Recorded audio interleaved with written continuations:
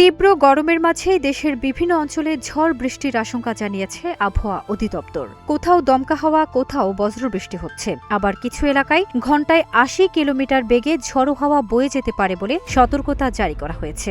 ২২ মে দেশের অভ্যন্তরীণ নদীবন্দরগুলোর জন্য দেয়া আবহাওয়ার পূর্বাভাসে বলা হয়েছে, রংপুর, দিনাজপুর, বগুড়া, টাঙ্গাইল, ময়মনসিংহ ও সিলেট অঞ্চলের উপর দিয়ে পশ্চিম কিংবা উত্তর পশ্চিম দিক থেকে ঘণ্টায় ৬০ থেকে ৮০ কিলোমিটার বেগে ঝড়ো হাওয়া বয়ে যেতে পারে। সেই সঙ্গে হতে পারে বজ্রবৃষ্টিও। এই কারণে এসব এলাকার নদীবন্দরগুলোকে ২ নম্বর নৌ হুঁশিয়ারি সংকেত দেখাতে বলা হয়েছে। এছাড়া রাজশাহী, পাবনা, ঢাকা, কুমিল্লা ও নোয়াখালী অঞ্চলেও ঘণ্টায় ৪৫ থেকে ৬০ কিলোমিটার বেগে দমকা অথবা ঝড়ো হাওয়া বয়ে যেতে পারে বলে জানিয়েছে আবহাওয়া অফিস।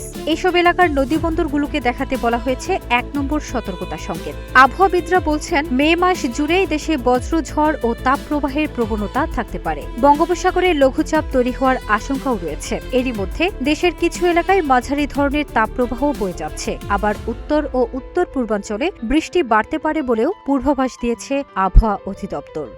ফারজানা নিকিতা, নাগরিক প্রতিদিন।